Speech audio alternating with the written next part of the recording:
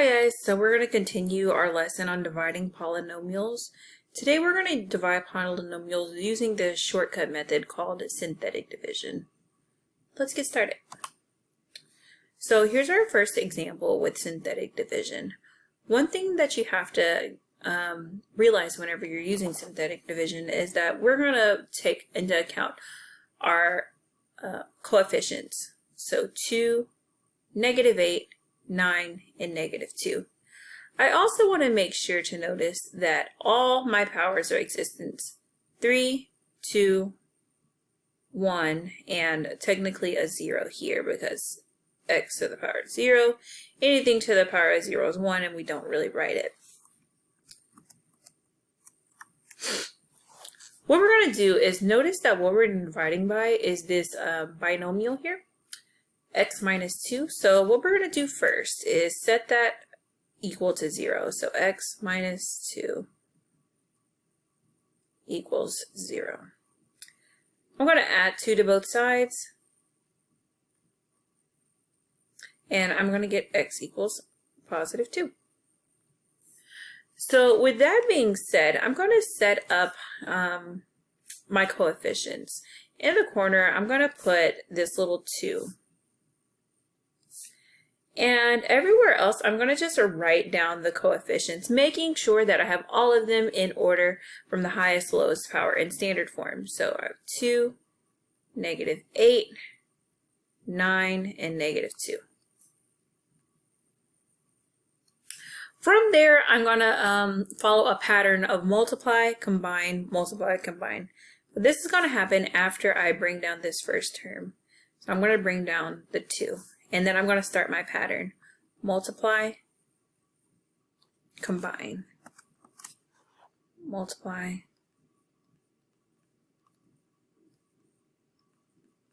and then combine. All right, so multiply 2 times 2. So this orange 2 times this purple 2 is 4. So I'm going to write that 4 here.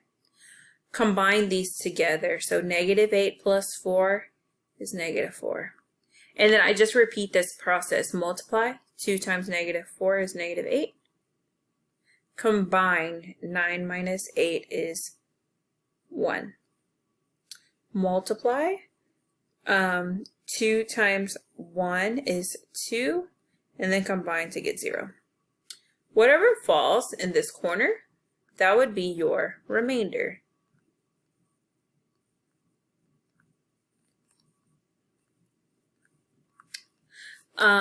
And then I'm going to work my way from right to left, figuring out what my exponents would be, starting at the smallest power of 0, then power of 1, and then power of 2. So my final answer is actually written here now. My final answer is 2x squared minus 4x plus 1. Ms. Faison, why didn't you show me that sooner? It's so easy. Well, because it doesn't necessarily always work. It works really clean when I have this nice binomial here. It's really even nicer in the fact that I didn't have a coefficient on the denominator. Let's see another problem. Oops. Let's look at this one here. Whenever I start, I'm going to check out a couple of things. Check out my coefficients. Check out my powers. 3, 1, 0. Notice I'm missing a power of 2. I'm going to show you what to do about that in a second. Let's first recall what we had to do with what we're dividing by. We had to set it equal to 0. 2x plus 1 equals 0. Let's solve it.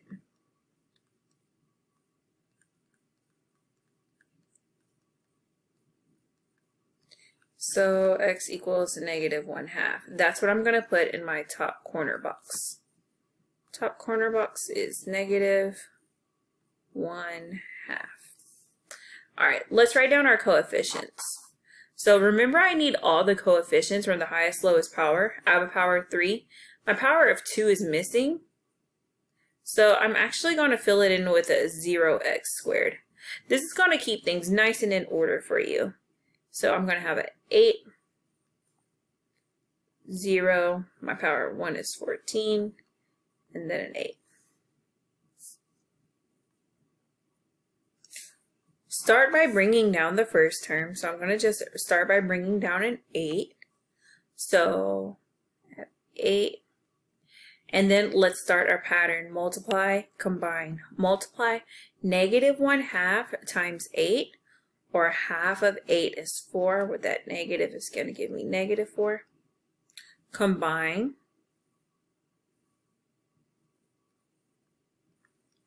Multiply -1/2 times -4. Negative times negative is positive, and then a half of 4 is 2. Combine.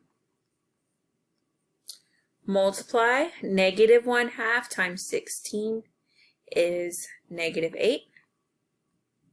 Combine, and I get 0. So here's the extra step that you have to take whenever you recognize that you have a fraction in the corner. When I have a fraction in the corner, I have to divide my values by the denominator. Divide values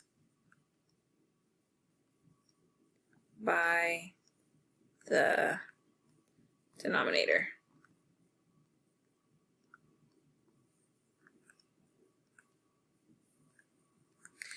All right, so the values I'm referring to are the 3 values here, not including the remainder. So I'm going to divide 8 by 2, I'm going to divide -4 by 2, and I'm going to divide 16 by 2. And what I'm left with is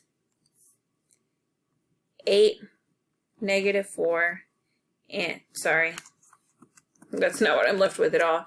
I'm dividing them by 2, so I'm left with 4. I'm left with -2, and I'm left with 8. And of course, going from right to left now, we're going to start putting on our x's and our exponents. So none, and then an x, and then an x squared.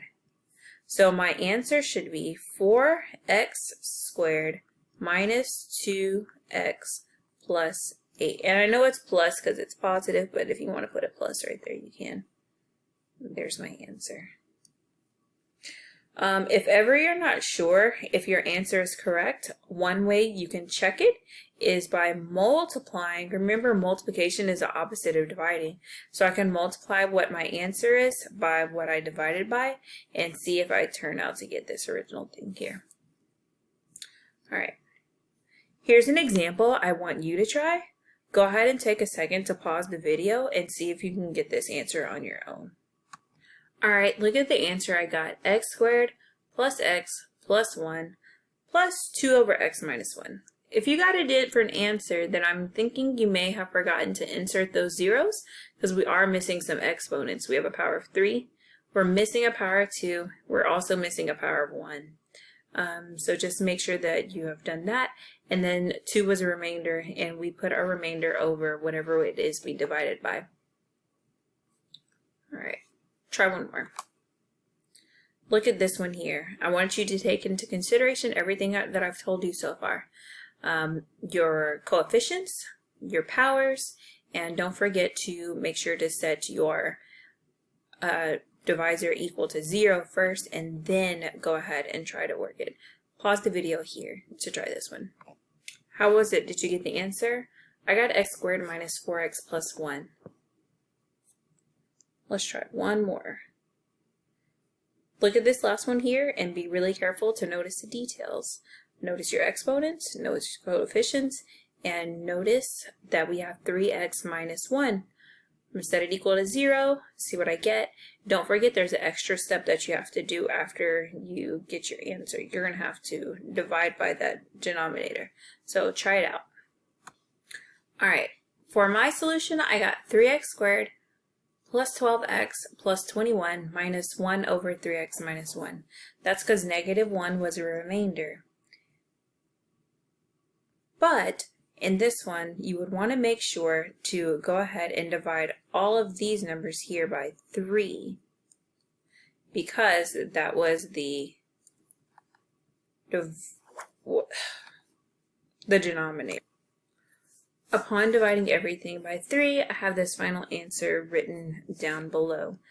Remember, synthetic division is a tool that you can use. Sometimes it doesn't work every time like long division will, but it will work if I'm dividing by a binomial. I'll let you decide whether you like it or not and kind of if you want to use it going forward or not. All right, you guys have a good day. See you tomorrow.